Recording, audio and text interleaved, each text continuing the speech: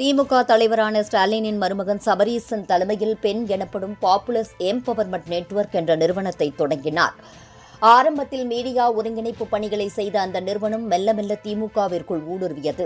கட்சியினரின் செயல்பாடுகள் குறித்து அறிக்கை கொடுப்பது, அமைச்சர்களை கண்காணிப்பது என தன்னை விரிவுபடுத்தியது. இதனை திமுகவினர் விரும்பவில்லை. ஆனாலும் தலைமையின் கட்டுப்பாட்டில் பெண் நிறுவனம் இருந்ததால் யாராலும் வெளிப்படையாக பேச முடியவில்லை. ஓரணியில் தமிழ்நாடு, என் ஓட்டுச்சாவடி வெற்றிச்சாவடி, ஒன்றிணைவோம் வா என புது புது ஸ்லோகன்களை கொண்ட திட்டங்களை கட்சிக்குள் செயல்படுத்தி தனது அதிகாரத்தை விரிவுபடுத்தியது பெண் நிறுவனம். திமுகவிற்குள் எல்லையற்ற அதிகாரம் கிடைத்ததால் கட்சி நிர்வாகிகளுக்கு எதிராக அறிக்கை அளித்து ஆட்களை மாற்றுவதோடு தங்களுக்கு தோதான ஆட்களை நியமிக்க தொடங்கியது. இந்த விவகாரம் உளவுத்துறை வழியே கட்சி தலைமைக்கு தெரிந்துவிடக் கூடாது என கருதிய பெண் நிறுவன அதிகாரிகள் காவல்துறை அதிகாரிகளை கைக்குள் போட்டுக்கொண்டு தவறான அறிக்கைகளை கட்சிக்கு அளித்தது. அப்போது திமுக நிர்வாகிகளிடம் பணம் வாங்கிக் கொண்டு அறிக்கை மாற்றப்படுவதாக எழுந்த புகாரில் திமுக எம்எல்ஏவின் மருமகனான பெண் ஊழியர் சிக்கினார்.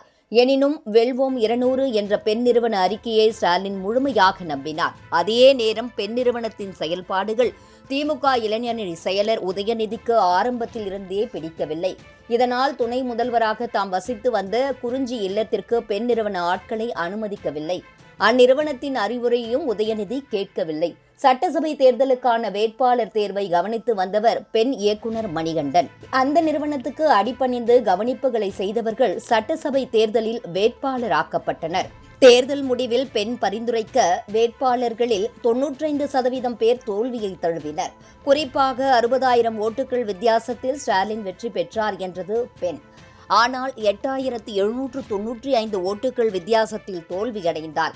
தேர்தல் தோல்வி குறித்து கடந்த மே 4ஆம் தேதி இரவு ஸ்டாலின் வீட்டில் ஆலோசனை கூட்டம் நடந்தது. அதில் பெண் நிறுவனம் செய்த தவறுகள் குறித்து உதயநிதி மிக கோபமாக பேசினார். அதே வேகத்தில் 60 நாட்களுக்குள் பெண் நிறுவனத்தை கலைத்துவிட வேண்டும் என உத்தரவிட்டார். அதைத் தொடர்ந்து பெண் நிறுவனம் கலைக்கப்பட்டது. முதற்கட்டமாக அதில் பணியாற்றிய 290 பேர் வெளியேற்றப்பட்டுள்ளனர். அதேபோல் சபரீசனின் சகோதரி காயத்ரி நடத்தி வந்த குன் என்ற விளம்பர நிறுவனமும் கலைக்கப்படுவதாக தகவல் வெளியாகியுள்ளது.